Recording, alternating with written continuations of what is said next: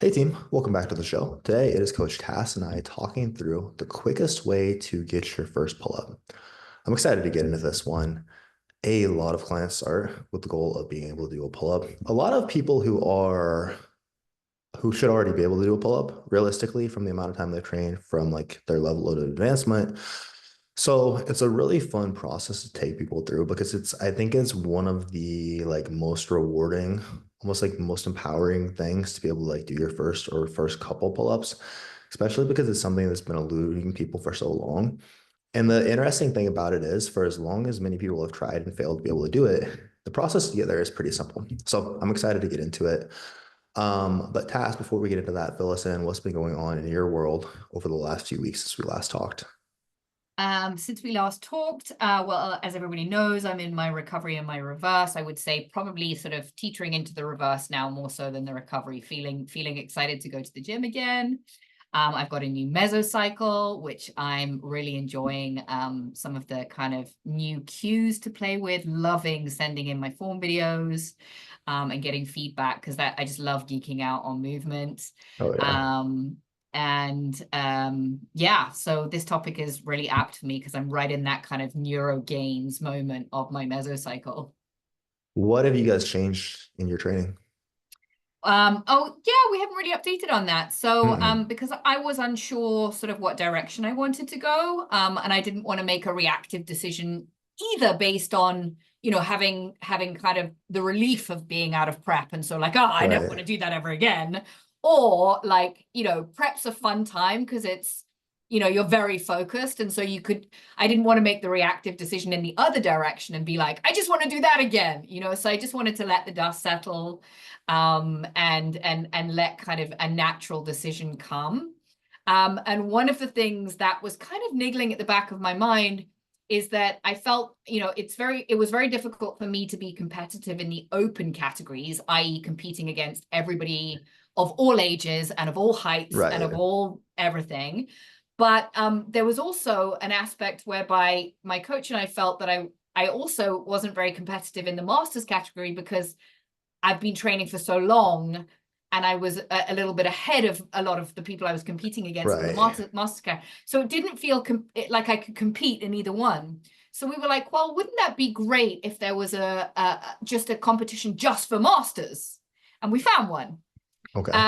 So the plan is still that I'm going to do an 11-week, which I'm kind of like a week into now, 11-week mesocycle of improving my aerobic conditioning, which in order to kind of lift better and have a longer runway of hypertrophy.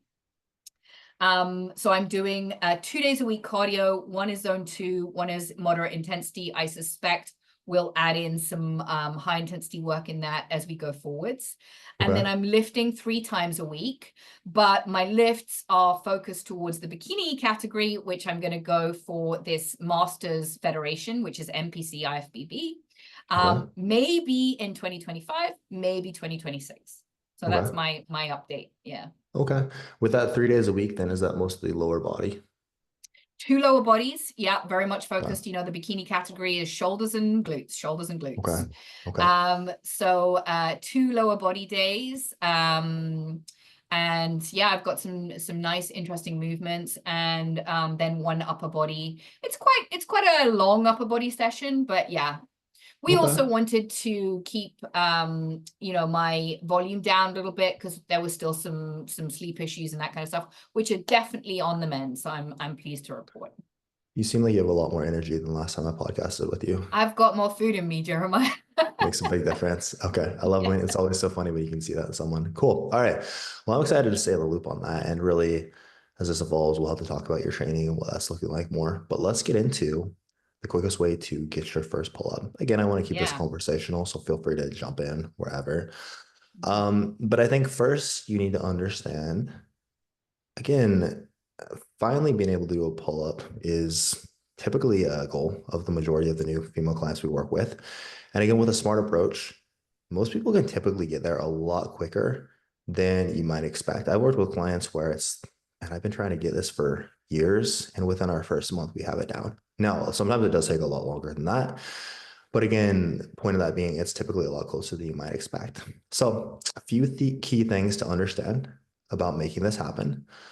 For most people, if you are already someone who's been in the gym for a long time, you train hard, you're relatively lean, it's less a matter of you're not strong enough to do this yet, and more so, you're not good enough at the skill yet. So a huge part of this is that neurological, you were mentioning like neural gains, right? You're in that phase where we're making a lot of neurological adaptations. This is something that is strength is something that's very much, there's like a skill and a neurological component to it, right? So I like to liken it to riding a bike. The first time you ride a bike, or the first time you try to ride a bike and you fail, it is not because you're not strong enough to ride that bike. You don't have the skill of it figured out yet. As we practice it over the next, like, if you really go hard over the next couple of days, as you practice it, suddenly you can ride the bike. It's not necessarily, wow, I got so much stronger, now I can ride the bike. It is, we figured out the skill of it. Very, very similarly with a movement like a pull-up, where it is more so like, hey, this movement pattern, what we're doing here, lifting and pulling our body weight up, it is just so foreign to us that initially we just don't have any skill developed there at all.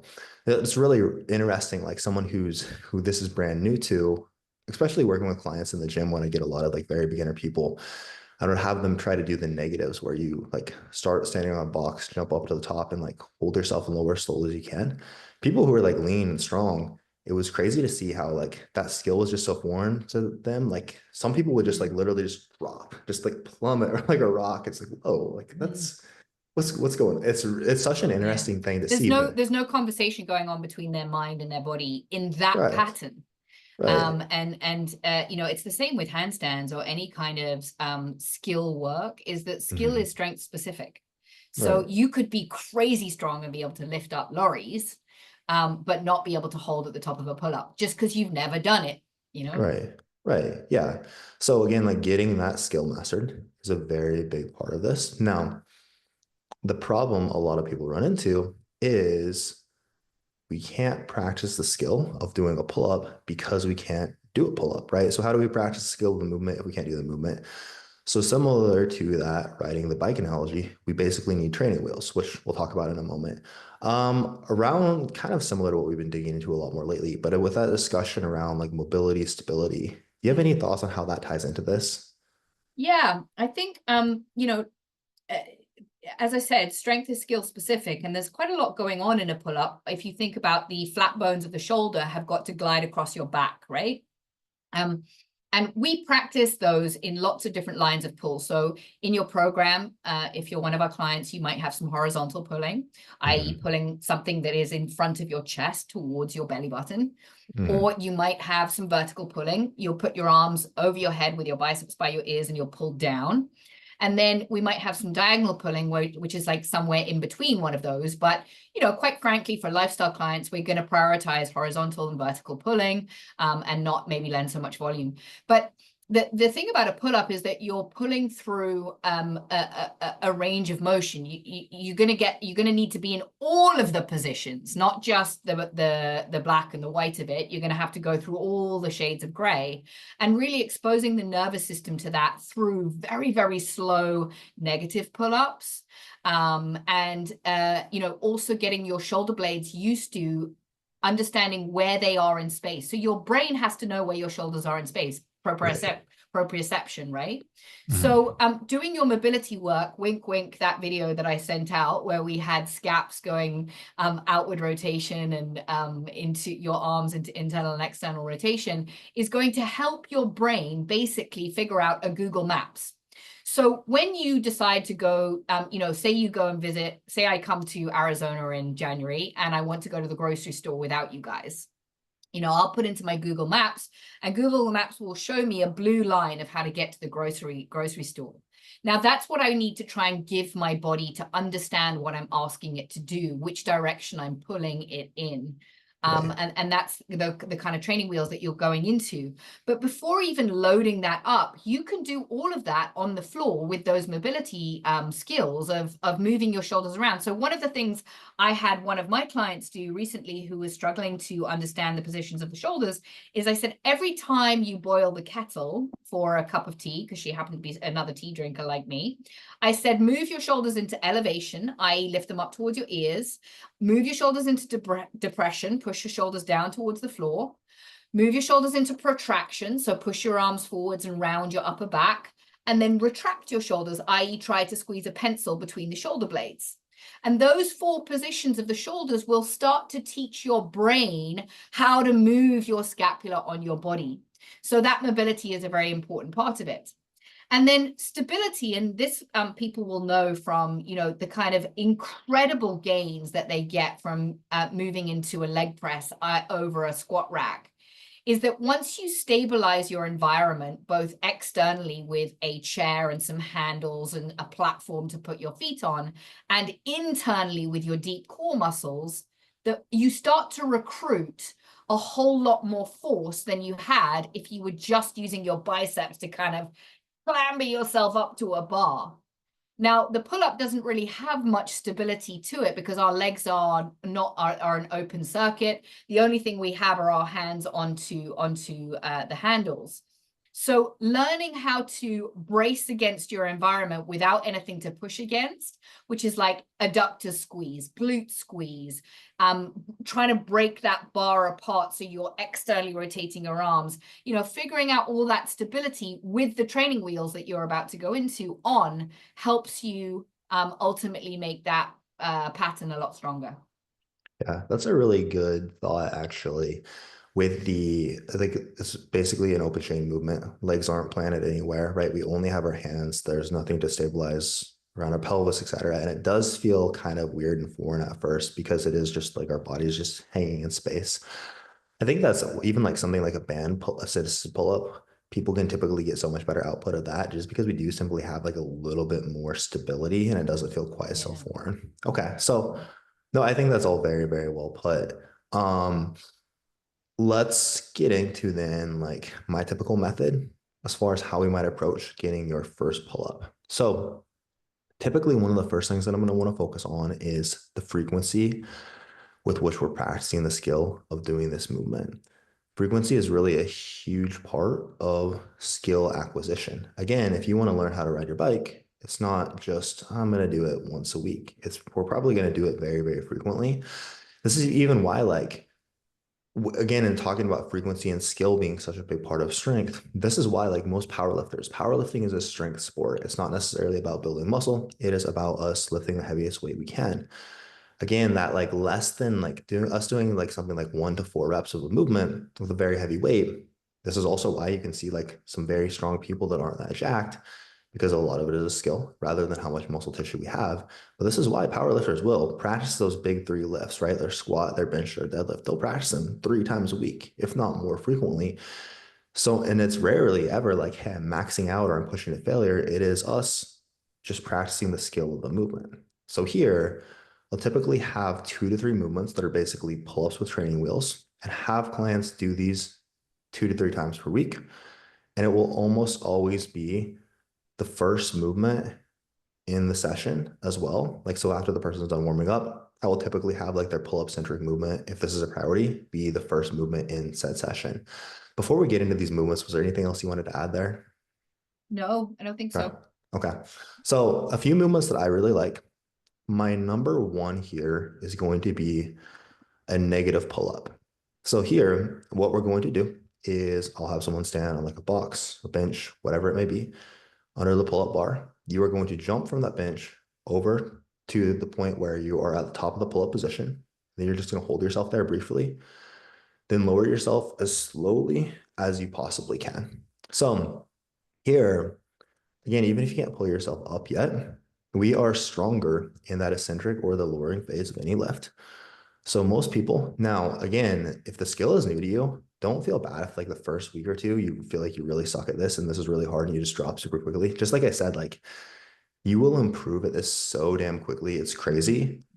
Again, the first time you do this, you might just drop like a rock. And then by the second or third time you try, really, really lowering as slowly as you can, you'll be shocked at how quickly you improve here.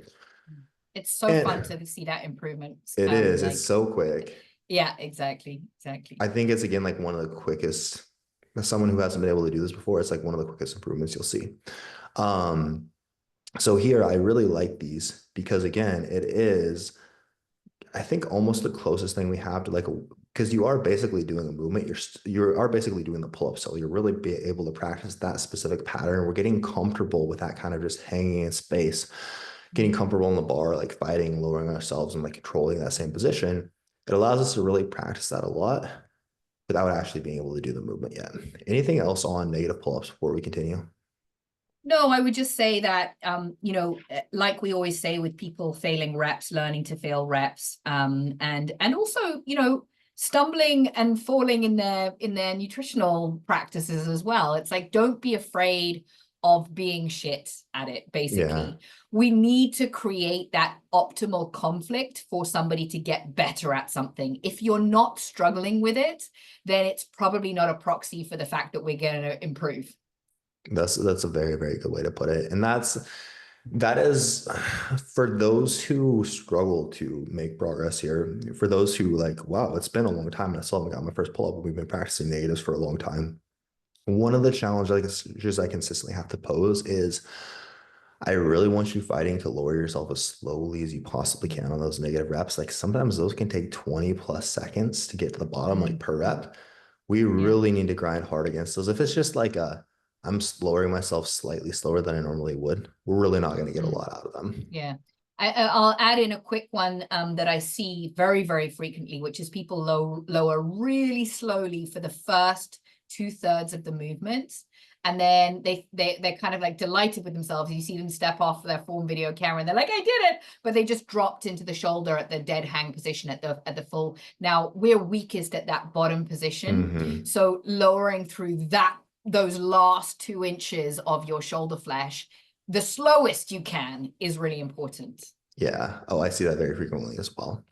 Another one I really like is band assisted pull-ups. So here, let's say again, you are at like a neutral grip pull-up setup. We just throw the band over those handles, put it under one of your feet, and this will just give you some assistance. This will again help you, especially in the bottom portion of the rep. So here, this is one where it's again very easy to get to the point where like we can scale this up. See my dog bouncing around behind me. If we can scale this up, like there are going to be some pretty heavy bands we can use to where no matter like how much of a struggle this movement is for you, again, this really does have a lot of carryover. It is a pull-up pattern. Now, with the assistance at the bottom, yes, the movement will feel quite a lot different, but it does still really translate over very well to being able to actually do a pull-up. So when I am like trying to get someone to be able to do pull-ups quickly, I will almost always have like one day where we're starting an upper body day with like those native pull-ups, one day where we have maybe this band assisted pull-up. And then I might be adding in like if it's a huge goal, if it's hey, I want to do this, like this is so important to me. This is like my number one goal.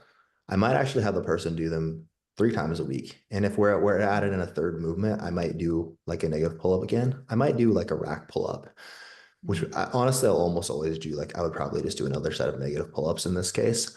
That would be an instance where maybe the person is training full body 3 days a week, or maybe we are just putting it at the start of a lower body day. That's what I typically find with just a twice a week frequency. 3 times a week frequency will get us there quicker still, but just twice a week frequency I find is typically enough here.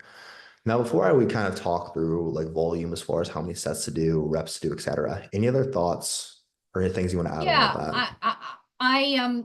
you get quite a lot of opposing opinions about banded pull-ups on, the nuggets that you get on social media, which can be so unhelpful when, because everyone's got a point, but it's like when you take it out of context, it loses its relevance.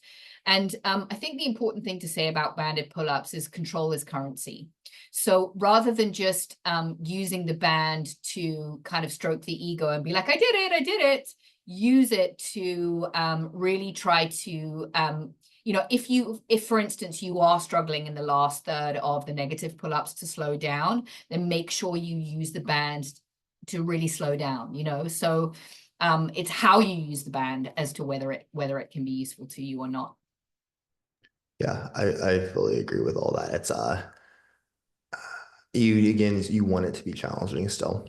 It Yeah, shouldn't yeah, make yeah. it shouldn't make the It's not just movement. about doing the repetition of task, so to speak. Yeah. It's like, how can I use this band to feel this pattern?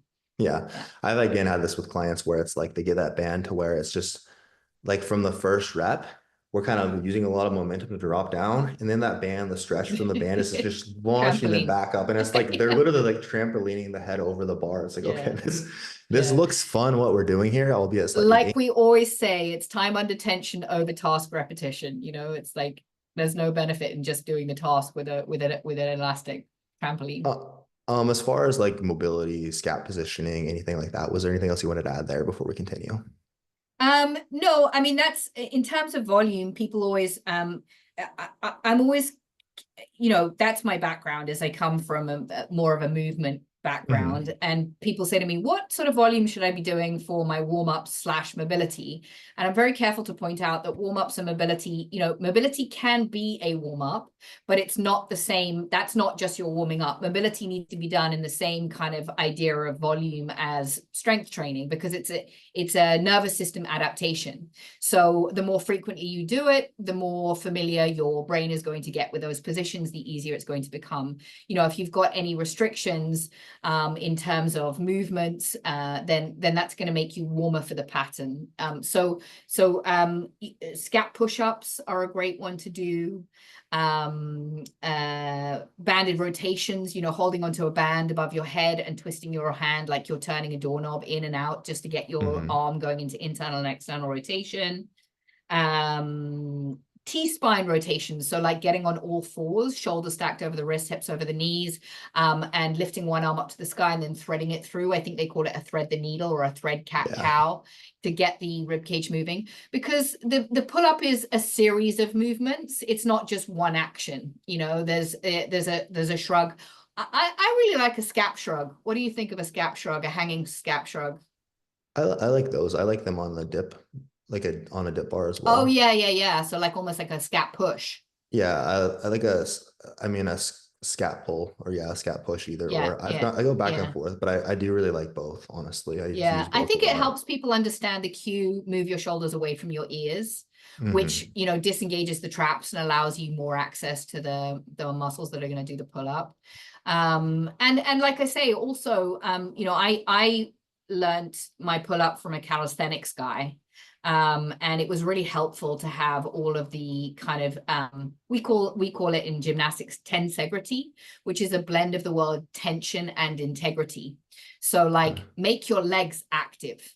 Imagine you're squeezing a tennis ball between your inner thighs. Try to break the bar that you're holding apart so you feel Yeah. your armpits push down. I really like that word tensegrity, because obviously if something is one, you're lifting up one unit rather than a heavy sack of potatoes, which is really hard to lift up. Yeah, I like that too. That's I mean, something I have to work on a lot as well. Something I focus on with a decent amount of clients also, where it's almost a awareness of where your body is in space. And again, like the Yeah, tension we're absolutely. maintaining and the way we're controlling not just our arms, if we're trying to do a pull-up, Mm. but the rest of the body as well. That often gets lost. So it sounds like, again, the mobility work you mentioned there. For example, for someone who really struggled to get overhead, which is going to be an important part of us doing a pull-up, Yeah, I would probably be a yeah, good candidate for this. Like we probably would want to incorporate some of that before we're going into actually trying to do the pull-up, correct? yeah, yeah, yeah, Okay. yeah. Okay. The easier your body is willing to go into spaces, the easier the movement's going to be. Because if you think there's so many demands on your brain in that moment, there's a strength Hmm. demand, there's a skill demand, there's an energy output demand. So if you're fighting against, inflexibility as well, you're making your job that much harder. Right. So lengthening those tissues first is just gonna make one of those jobs taken care of. Right. It's almost like for example, like a lot of people might have knee pain when they squat, if we're like going deep into a squat pattern. And a lot of times it's not actually like sometimes, I mean, there's a lot that could be causing this, but sometimes it is just, Absolutely. hey, where your body's just not used to your body hasn't been exposed to like squatting and this deep knee flexion consistently. Before we load this up extremely heavy, like your nervous system, like the pain might just be like your body A telling you, hey, tight I'm not adductor or a sure, tight quad or or something. or even just like, hey, I'm not sure we're safe in Yeah, this to like be in this range of motion. Like this is kind of foreign to us, and we're loading this very yeah, heavy. Let's not do that because I'm not sure if we can handle this, right? Where if we take some time to, okay, like let's expose to that range under lighter load or no load. Again, just get used to it. A lot of times like that in itself can be very helpful. So to get into then progression with these movements we talked about, typically where I would start here, again, I would say twice a week. It's going to be the most common frequency. First upper body day, we would probably use something like those negative pull-ups, 3 sets of 3 reps. And then the second upper body day would be band assisted pull-ups, 3 sets of something like 3 to 6. I still want to keep, I like working with a slightly higher rep range with those band assisted pull-ups than the other. Sometimes I might even do like a 4 to 8, but I do want to really still keep this closer to that like strength rep range, strength. that Yeah, neurological adaptation. Not that we won't yeah. see these at higher rep ranges as well, but again, I really want to get that strength progression happening as quickly as possible. Getting like that, my number one focus right now, again, like strength and skill going hand in hand, progressing that as quickly as possible. So I'm working with someone in like 3 to 5, 3 to 6 rep range there. You're going to be Mm. forced to progress a little bit quicker there and move on to like a lighter band. So Yeah. after we can do 3 reps of those negative pull-ups fairly easily, I might move them on to now we're going to do 4 to 5 negative reps per set. And then, hey, once you can do 6 reps with this band, I want you to move to a lighter band, right? And then we're going to kind of start move to a band where you can barely do 3 reps. And we're going to start that process over again. And then from there, typically by this point, I would say we're probably something like 4, 5, 6 weeks in. I'm gonna Yeah. have the person start each of these, like each day, by hey, before you do your band assisted pull-ups or your negative pull-ups, I want you to actually try to do a full pull-up and record that. Mm. You I'm do that. smiling because yeah, that's what I do too. But I know that when I'm sort of introducing that on the week on the feedback video, I'm kind of like, now please understand that we are going back to square one and you are going to be humbled again and you're going to pull and nothing's going to happen.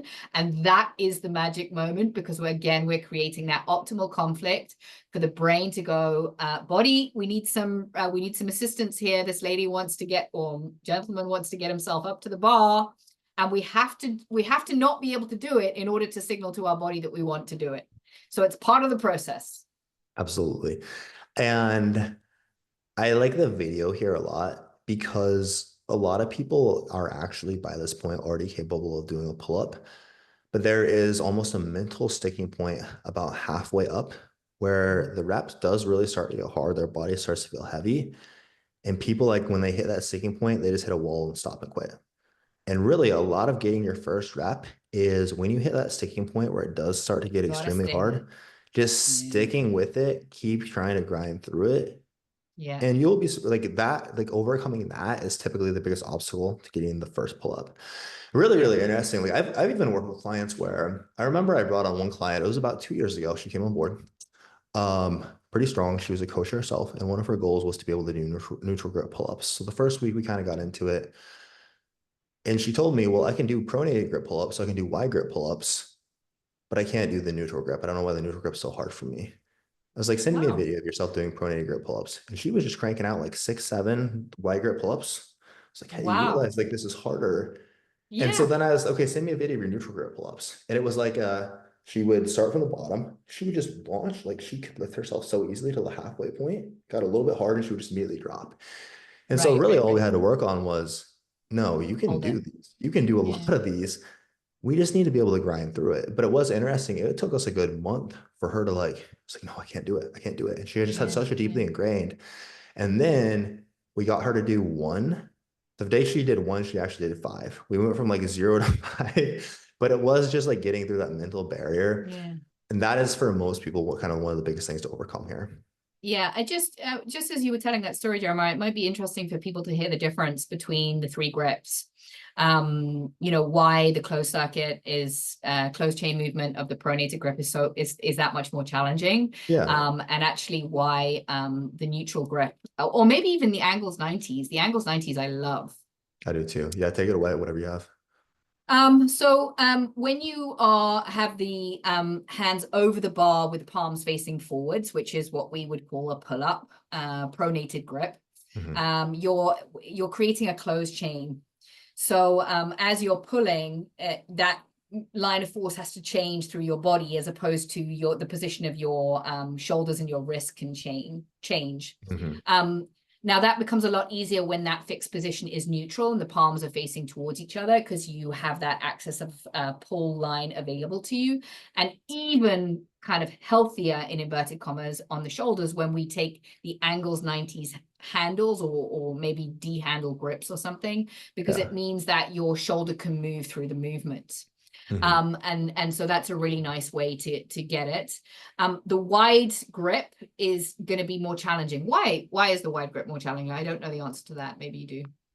Your biceps will be less involved in like a wide Okay, grip so you pull-up. So have if we're doing like a less. pronated wide grip pull-up, our biceps It's won't be going to be able to more contribute lats. as much. And it's gonna be potentially gonna shift more to a bit more to our upper back. The lats are still gonna be heavily involved, but the lats just Mm, aren't in a position to it's still gonna be a big lat movement. I honestly think the biggest aspect is just that the biceps are gonna be less involved. The biceps aren't gonna be uh-huh. able to be nearly as strong there. So that's Mm, gonna really be like one of the biggest variables. mm. Cool. But then like yeah, the neutral grip pull up, or as you said, the like a rotating grip pull up basically. If you're some Mm, gyms will have like pull up bars where the grip actually rotates, or as you said, like an angles 90, just putting that over a pull up bar or D mm. handles over a pull up bar, that can work extremely well. I personally typically start people if we're trying to do their first pull up. I should have clarified this, yes, because pull up is kind of vague. I personally typically am going with a neutral grip pull up here. What are you working Me on too. normally? Okay. Yeah, me too. The pronated grip, it's a bit, like getting people to do pronated horizontal pulls. It's like, until you know somebody's body, some people do struggle with that because of the internal rotation of the shoulder. Hmm. Um, so I like to start with a neutral grip, and really, uh, honestly, that's as far as I go normally, Yeah. unless somebody has the pronated grip as a very specific goal that they want. Yeah. But then you get into kind of, because once we've got the strength and the skill of it, you can also go down the rabbit hole of, are we strict? Are we using momentum? Are we using some kipping force here? Are we arching the back? Or are we staying in the gymnastics hollow body? You can start, just like every movement, you can start to go down the rabbit hole of that.